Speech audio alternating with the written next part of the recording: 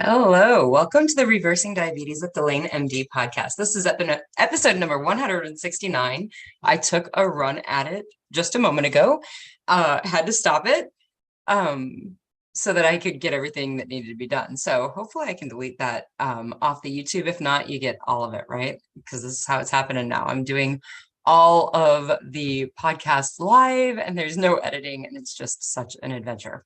Last week, I had a learning experience as I did not hit record. So I had to pull the podcast from YouTube and go through all of these steps to get it to where I could take the audio and upload it to the web or the podcasting app. So it's all learning. It's so much fun. So anyway, doing it this new way kind of has its glitches and everybody gets to see them. And I hope you're all patient with me about it. So we are going to talk about food labels today. If you are new to this podcast, I'm your host, Dr. Delane Vaughn. I'm a board-certified family medicine doctor and a certified life and weight coach. I use those two skill sets to help people reverse type 2 diabetes and learn how to live naturally healthy lives. If that's what you're interested in, you are in the right place. I want to let everybody know there is an upcoming, I'm right in the middle of the 5-day free session. So it's so interesting. This group of women have been so interactive and so much fun to work with. And I'm like having so much fun interacting with them and emailing with them and, answering their questions. But I'm realizing I can't remember when I actually told you all I was going to put this podcast out. So I'm like, did I say it was going to come out at 4 o'clock? Did I say 5 o'clock? Did I say 6 o'clock? I really honestly can't remember. So we're going live, and I apologize if you were expecting it at one time or at a different time, but you can always catch the podcasts on the podcast apps, and you can always listen to it on the replay. But in addition to the 5-day free seminar that I have for women, I am having a single evening webinar for men. So if you are a gentleman and you've been listening to this, or you're a gentleman and you've reached out to me before and wanted to do the 5-day free seminars, I usually don't allow men into those groups. And I always jokingly say, girls don't want to talk about their periods in front of men and men don't want to hear about them. So that's kind of why I do these things separately. But a lot of gentlemen reach out to me on a regular basis and they're getting so much help from these podcasts. So I want to, one, have an opportunity to go through kind of the strategies that I teach. So I'll go through some basic education on the 3 strategies that I teach during that men's group, and then also offer coaching for anybody who wants it. So Monday, October 24th, 6 p.m. Central Time to 7:30 p.m. Central Time. If you are interested in getting signed up, you can always send me an email, delane@delanemd.com. You can go to my website, delanemd.com, and you can go under the events tab. Don't hit on there's a want to know more section about learning the basics. Don't go to that part because that tries to sign you up for me. And I've tried to fix this, and I know I need to probably hire out some help to get that fixed because I'm not able to get it done. Go to the events tab, and you can usually find the men's group under there. If for some reason you can't, send me an email, delane@delanemd.com. Follow me on Facebook. Follow me on Instagram. Subscribe on YouTube. On Facebook and Instagram, you can always send me a message. I'm happy to answer any questions or to get you registered that way. Lastly, if you ever have any questions, if you're not sure how to do something, if you're worried something's dangerous, and if you're on meds, that's a true worry, please send me an email, delane@delanemd.com. I'm happy to answer any questions to guide you as much as I can. Usually, if we're talking about meds, I am going to tell you to call your primary care doctor, your primary care provider, and talk to them about coming off your meds. And of course, that caveat's always, if your doc isn't interested in you coming off of meds, it's probably time to find a different doc. So, but if you have any questions, don't feel like you're hanging out there in the wind alone. Send me a message, delane@delanemd.com. I always respond. If I don't respond, it's because I got lost in the mix. Send it again. Or sometimes it's a few days later, so be patient with it, okay? But I don't want you to feel like you're out there alone. And that's what these groups are for. That's what the 5-day sessions are for. That's what the men's group is for. Today, we are talking about food labels and how to read food labels. Somebody asked me, hey, this is probably a good piece of information that everybody needs to hear. I am going to go through the basics of food labels as far as macronutrient counting on there, but then I'm going to also go through the different pitfalls on the ingredient list. I would offer that the ingredient list is as important, if not more important, than the basic macronutrient information that you're going to get on a food label.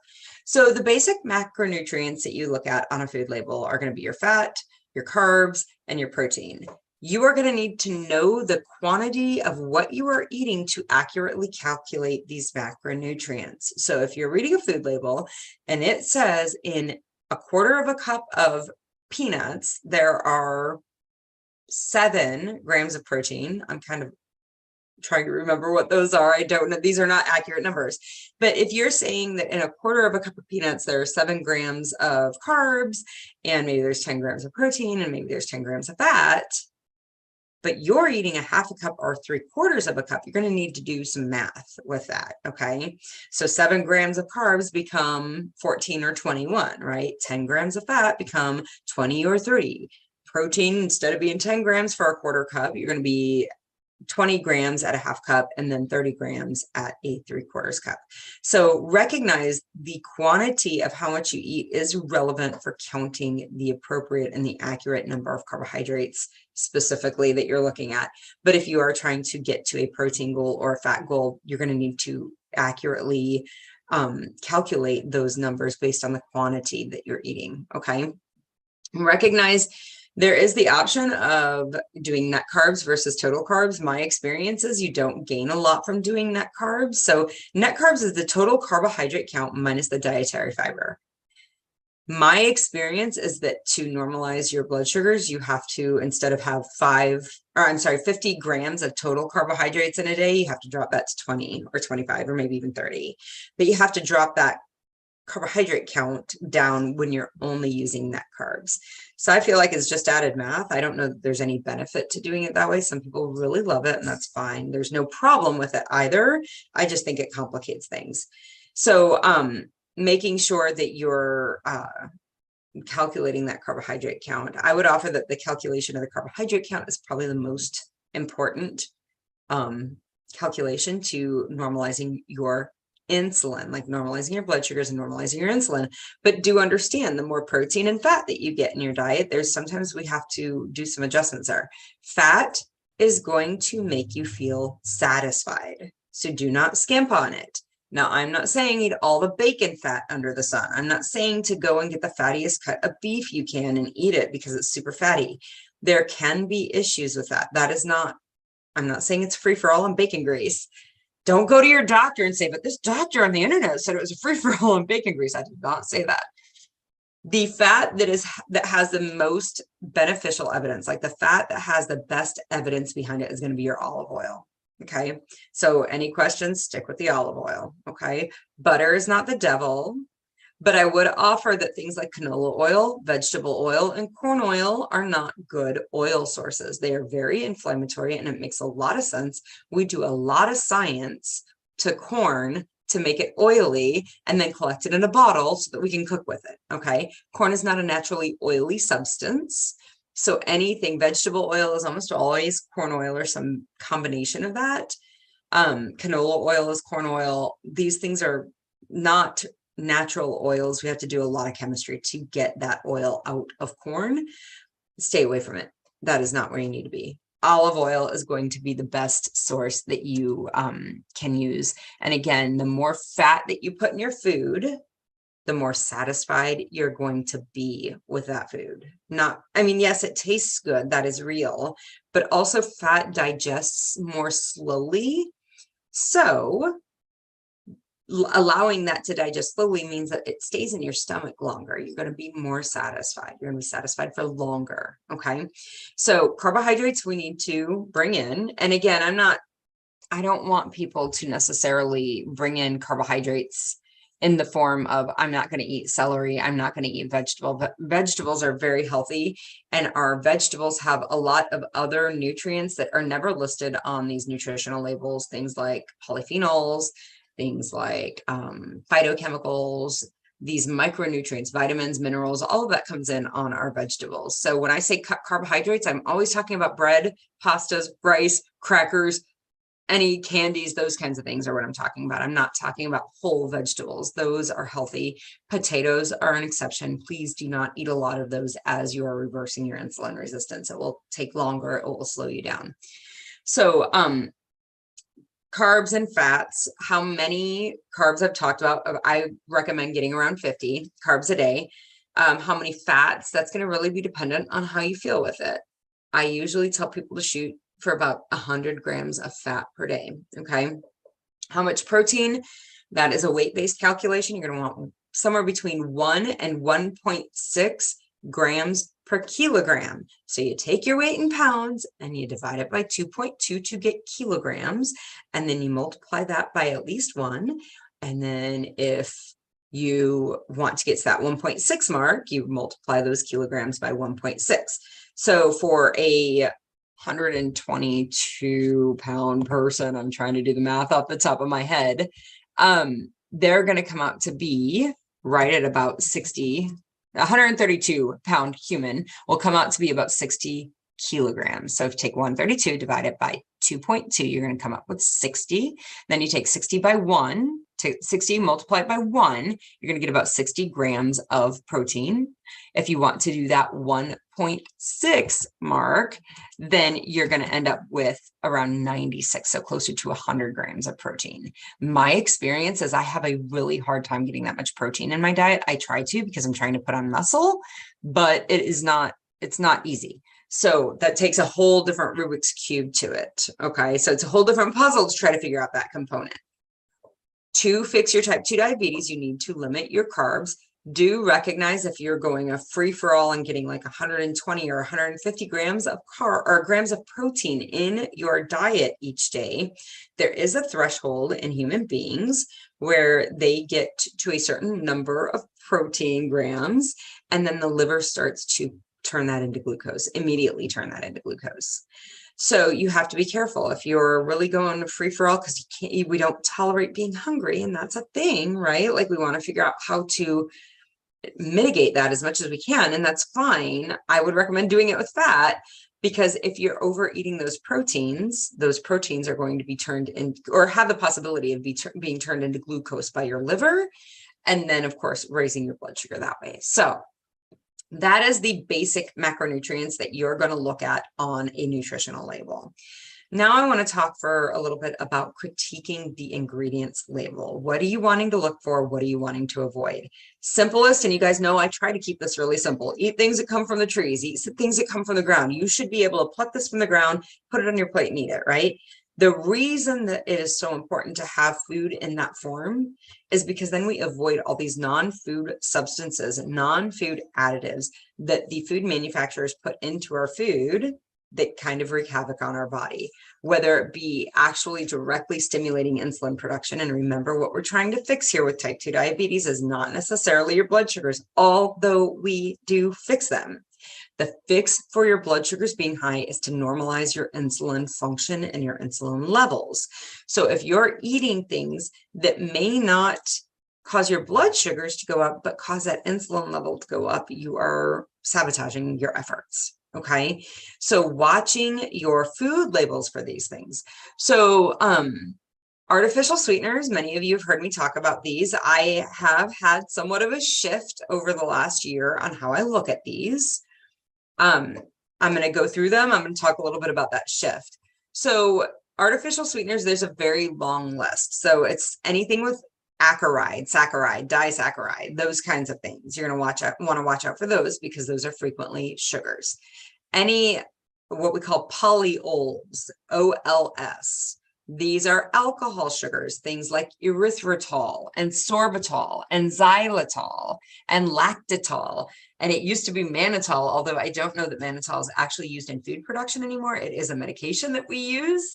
There's maltodextritol. There's all sorts of these. There's polyglycitol. There's all of these ols, these polyols, and they are alcohol sugars. And they are meant to be sweet with limited calories, okay? You have the things like saccharin and acesulfame potassium, or ACE-K, aspartame, or if you say aspartame, I don't know. I've heard it said both ways. I kind of like aspartame better because it's kind of fun to say, but whatever.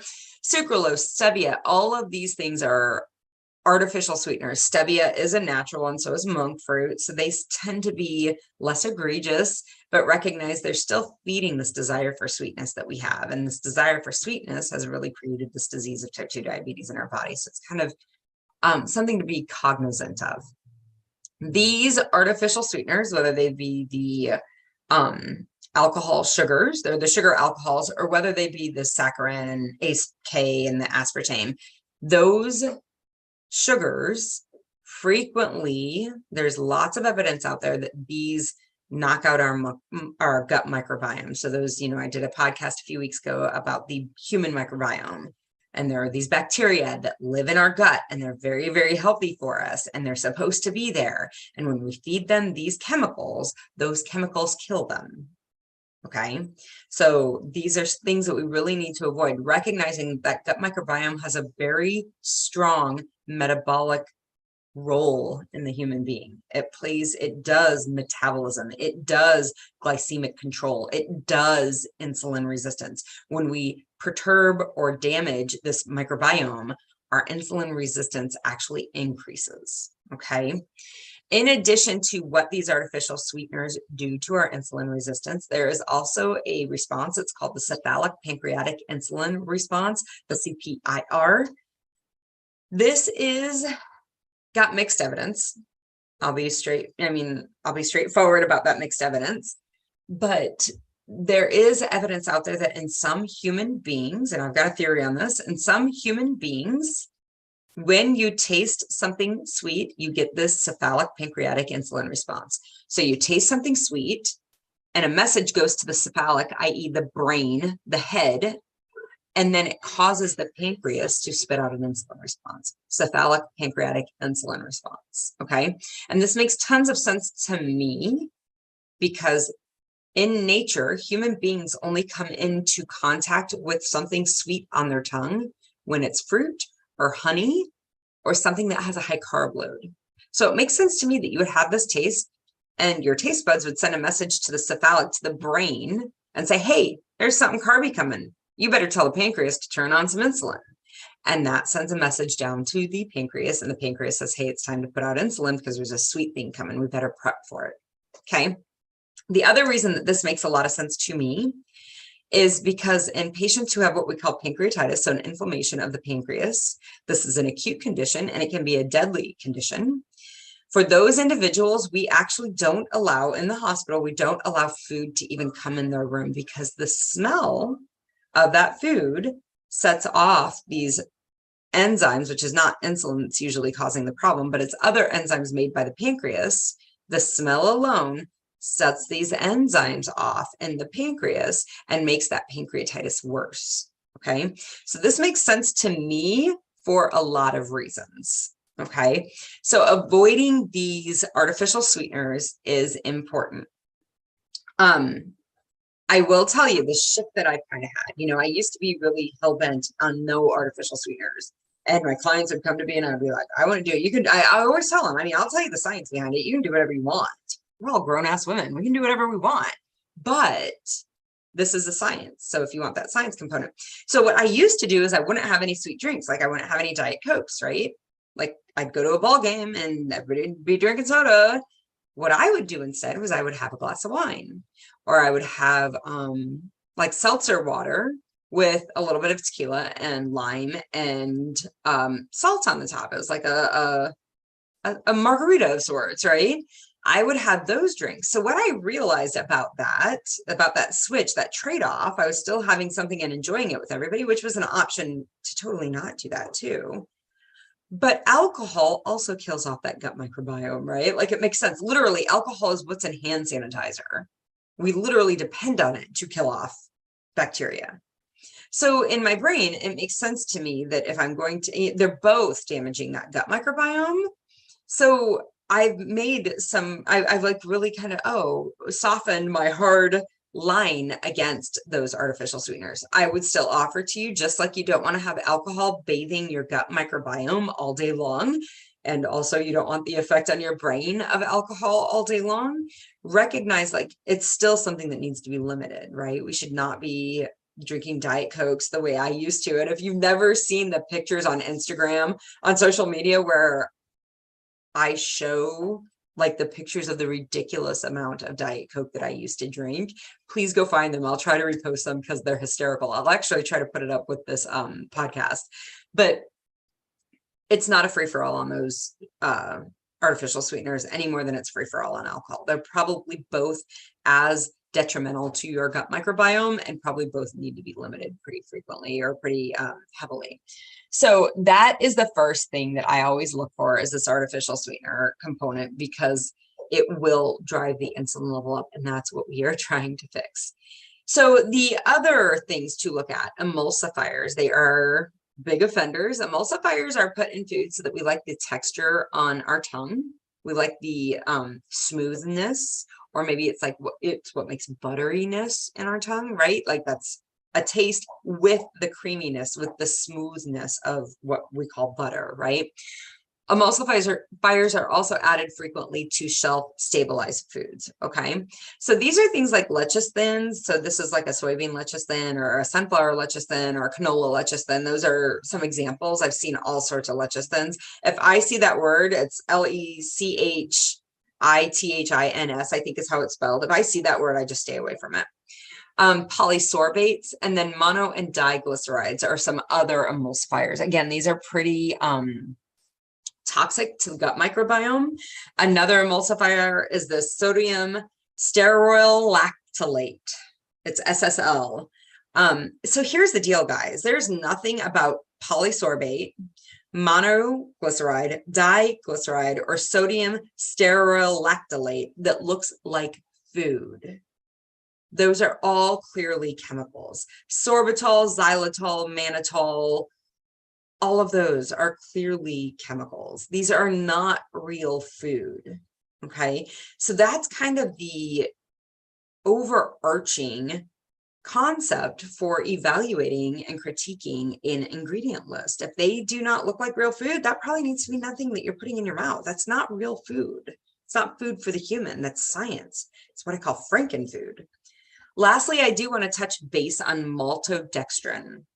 So maltodextrin is a polysaccharide, kind of like the disaccharides that I mentioned earlier. It's a monosaccharide. It's used in food. It's produced by vegetable starches. They use partial hydrolysis to make it. And they make it into a powder. It's easily digested, and it's absorbed rapidly into the gut as glucose. It's broken down very quickly and absorbed very quickly as glucose, which means it raises your blood sugars. Okay, so it can be sweet, moderately sweet, or it can have absolutely no flavor. My understanding of what this does is it goes down into your intestines. So your first part of your intestines have nerves that come from the brain, and they bind up the macronutrient particles to send a message to your brain that we've got this food. And then those food particles do what the food particles do. So if you remember, glucose binds the mu receptors in the brain and sets off dopamine responses so that you want it again. You want it more, and you want more, and you want more, right? That's why, you know, we're like, oh, I'm going to have a little bit of Halloween candy because I'm so stressed. Well, if the Halloween candy fixed the stress, one piece of Halloween candy would do it. But you and I both know we're a half bag through before we're sick to our stomach, because it turns out that the candy doesn't fix the stress. The thing that gets us hung up believing that it does is this release of dopamine into our brain. Okay. So this dopamine release into our brain makes us want to eat it again and eat it again and eat it again. So they put this flavorless, maybe moderately sweet powder into your foods to bind up that neuron in the gut and send a message to your brain to start releasing this dopamine, so you'll want to eat it again and again and again. I have found maltodextrin in all sorts of foods. The most egregious of it was some pre-cooked chicken that would like go on a salad. I got it at one of the big stores. I'm not naming any names. I got it at one of the big stores, and I got it in bulk because I was like, heck yeah, it's chicken. It's already cooked. I can just throw this in my lunch bag and I've got food. Maltodextrin was in there. So being very careful about where some of these additives, these non-food additives, are showing up. I would highly recommend you start reading the food labels of the food that you're eating, not just looking at the macronutrients on the grid. Okay. I hope this has been helpful. This topic of food labels is, I mean, this is really me scratching the surface. This goes so much deeper. There's, I mean, everything from carrageenan and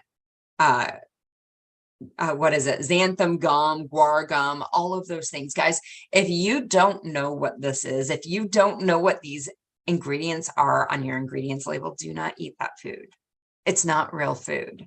They've put something in it and it adulterates the food that nature made for us. Don't eat that food. It's not real food. If you have any questions, if you find something on your ingredient list and you want to tell me about it, please do send me a message, Delane@DelaneMD.com. I want to hear it. If you have any questions about reading labels, if you have any questions about whether something's okay, everybody asks, and I'll just answer it right now because I know it's going to come up. Stevia and monk fruit, are they okay? There is less of the cephalic pancreatic insulin response with both of those, but I would offer that if you're jonesing for monk fruit sweetener in your coffee or your tea, or stevia in your coffee or your tea, the jonesing alone is an issue. Do you want to constantly be driven and called by this food? If you like that, then recognize that's what you're going to have, even if there's not any insulin issue or blood sugar issue with those sweeteners. Another sweetener is inulin, which I have had to search really hard and long to find information about, and I've not found a ton of information. It's made from the chicory root, I believe is what it's called, but it is a sweetener and it does have a lot of benefits to the gut microbiome. So it's something that maybe is going to be good for us. But again, like I have it in a tea. I have a tea by a certain tea maker. It's the Republic of Tea. I love it. They have this peppermint bark tea. They serve it and they sell it in the fall and throughout the winter. It's delicious and it totally has inulin in it. And my brain craves for it a lot. My brain wants it. Let's get more, let's get more, let's get more.